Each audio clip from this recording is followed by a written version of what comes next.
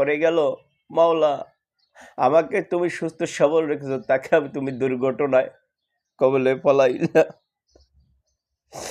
ঢাকা মেডিকেলের আইসিইউতে নিলাম, মাওলা অপারেশন করলাম, কত কষ্ট করলাম, জীবনে যতটা চেষ্টা করছি, চিকিৎসারা যত চেষ্টা করলাম, যত চিকিৎসা ছিল চেষ্টা করলাম, তারপরও তাকে বাঁচানো সম্ভব হলো না।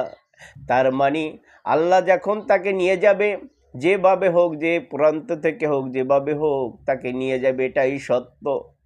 দুইজন মানুষ এক মোটর সাইকেলে বসা, তার ভিতর থেকে তাকে ওখানে ফালাইয়া দুর্ঘটনা ঘটাইয়া অ্যাক্সিডেন্টের মাধ্যমে ঢাকা মেডিকেলের আইসিইউ থেকে তাকে বিদায় নিয়ে গেল।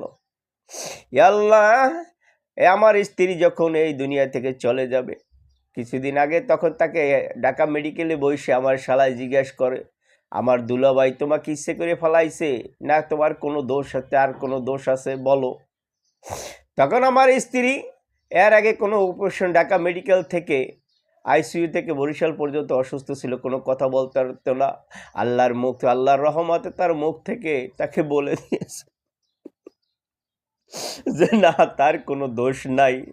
মাঝে মাঝে আমার স্ত্রীর আমি খেজমত করার সময় আমার চোখের পানি তার গা পাশাইয়া পড়তো, আমার নাক মুখ কাতাই তার বলতো কান্দো কেন।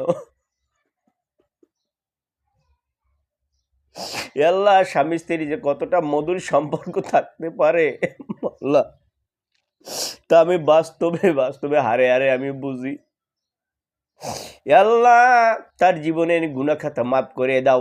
যেদিন পৃথিবী থেকে বিদায় নিয়ে যাবে সেদিনকার সময়, আল্লাহ তার সেদিনকার সময় আগের রাত্রে আমি স্বপ্নে দেখি, স্বপ্নের যুগে একজন আসলো, একটা সুন্দর একটা শাড়ি পরে আসে আমার সামনে বলতে আছে তোমার মনটা খারাপ কেন।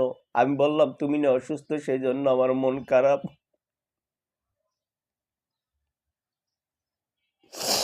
তিনি বলতেছে আমার কিসে অসুস্থ, আমি তো সুস্থ হয়ে গেছি, আমার মাকে তুমি দেখো। আমি বলছি অবশ্যই তোমার মাকে আমি দেখব, সে আমার শাশুড়ি, অবশ্যই তার কোনো আমি দেখব। এরপরে সকালবেলা ফজরের টাইমে রাইতে প্রায় 4টার দিকে ডাক্তার ডাকতে আসে আমার শাশুড়ি, আমি খুবই অসুস্থ, আমার শাশুড়ি বলতেছে যাও তুমি ডাকতে আসো, হাত পাওয়ার জন্য আর চলে না। ডাক্তার আমাকে ডাক দিয়ে বলতে আছে আপনি কি মানসিকভাবে সুস্থ আছেন কিনা বলেন। আমি বলতেছি মানসিকভাবে আমি সব কিছুই সুস্থ আছি, আপনি বলেন আর কি সংবাদ আমি শুনবো। তখন আমার মাথায় হাত দিয়ে ডাক্তার বলতে আছে পৃথিবীতে আপনার স্ত্রী আপনার থেকে বিদায় নিয়ে গেছে।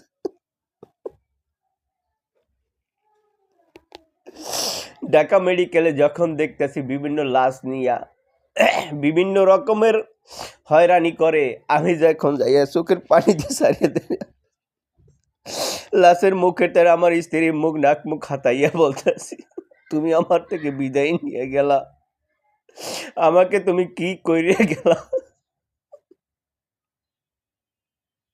আল্লাহ, আমার স্ত্রীর জন্য আমি দুনিয়া ক্ষমা চাই। আল্লাহ, আমি কোনো ভুল ত্রুটি সে করে থাকলে আমি তাকে ক্ষমা করে দিলাম, তুমি আল্লাহ তাকে ক্ষমা করে থেকে জান্নাত নসিব কইরা দাও। আল্লাহ, জানি না সে কবর অবস্থায় কেমন আছে আমি জানি না। আমি স্বামীর শেষবে দরখাস্ত করলাম, মাবুদ তার জীবনের গুনাহ খাতা মাফ করে দাও।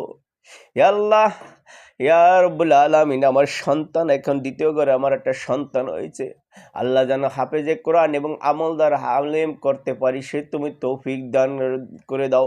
আল্লাহ তাকে কবুল ও মঞ্জুর করো, আল্লাহ তাকে কবুল ও মঞ্জুর করো। জীবনের একটা গাড়িতে ওঠা বাকি আছে, সেটা মসজিদ